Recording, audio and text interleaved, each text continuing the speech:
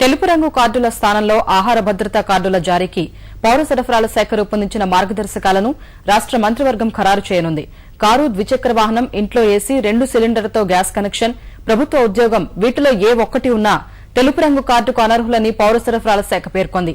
ఇల్లు లేనివారు, ఇళ్లల్లో పాచి పని చేసేవారు, అసంఘటిత రంగంలో పనిచేసే కూలీలు, వితంతువులు, దిక్కులేని వృద్ధులు మాత్రమే అర్హులని తేల్చింది. జాతీయ ఆహార భద్రతా చట్టం అమలుతో రాష్ట్రంలో పాత తెలుపు రంగు కార్డుల స్థానంలో కొత్తగా ఆహార భద్రతా కార్డులను ప్రభుత్వం జారీ చేయనుంది. వాటికి సంబంధించిన ప్రతిపాదనలను పౌర సరఫరాల శాఖ ప్రభుత్వానికి ఇప్పటికే పంపింది.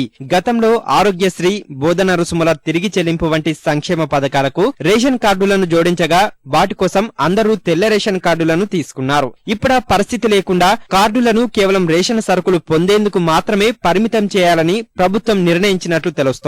ఇదే జరిగితే ప్రస్తుతమున్న 1,30,00,000 కార్డుల్లో కనీసం 10% వరకైనా కార్డుల సంఖ్య తగ్గే అవకాశం ఉంది. ఇప్పటికే ఆధార్ అనుసంధానంతో సుమారు 9 లక్షల బోగస్ కార్డులను తొలగించారు. ఇప్పుడున్న 1,30,00,000 కార్డుల్లోనూ మరో 25% వరకు బోగస్ కార్డులుంటాయని పౌర సరఫరాల అధికారులే వ్యాఖ్యానిస్తున్నారు. ఆహార భద్రతా కార్డులకు అర్హులు, అనర్హులపై పౌర సరఫరాల శాఖ ప్రభుత్వానికి సమర్పించిన ప్రతిపాదనలు చూస్తే ఇల్లు లేని వారు, ఇళ్లలో పాచి పని చేసేవారు, అసంఘటిత రంగంలో పనిచేసే రోజు కూలీలే ఆహార భద్రతా కార్డులకు అర్హులని పౌర సరఫరాల శాఖ పేర్కొంది. వితంతువులు, ఏ దిక్కులేని ఒంటరి మహిళలు, అంగవైకల్యం ఉన్నవారు, 60 ఏళ్లు పైబడిన దిక్కులేని వృద్ధులు, దళితులు, గిరిజనులు, మన్యంలో అయితే ఏ ఆధారం లేని ఎవరైనా సరే ఆహార భద్రతా కార్డులకు అర్హులని తేల్చింది. విద్యుత్ బిల్లు నెలకు 500 రూపాయలలోపు ఉన్నవారు, జాతీయ ఉపాధి హామీ పథకం కార్డుదారులు, బలహీన వర్గాల కాలనీల్లో నివాసముండే దారిద్ర్య రేఖకు దిగువన ఉన్న కుటుంబాలు,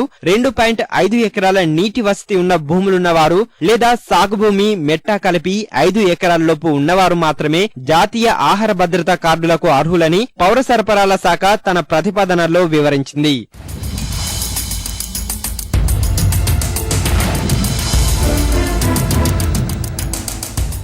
4 చక్రాల వాహనం, కుటుంబంలో ఒక సభ్యుడికి 100 సీసీ మించిన ద్విచక్ర వాహనం, 750 చదరపు గజాలకు మించిన స్థలంలో సొంత లేదా అద్దె ఇంట్లో ఉన్నవారు, ఇంట్లో ఏసీ ఉన్నవారు, రాష్ట్ర, కేంద్ర ప్రభుత్వాలు, ఎయిడెడ్, స్వతంత్ర ప్రతిపత్తి కలిగిన స్థానిక సంస్థల్లో ఉద్యోగం చేస్తున్నవారు, వాటి నుంచి పింఛను పొందుతున్నవారు ఆహార భద్రతా కార్డులకు అనర్హులని పౌర సరఫరాల శాఖ తన ప్రతిపాదనలో పేర్కొంది.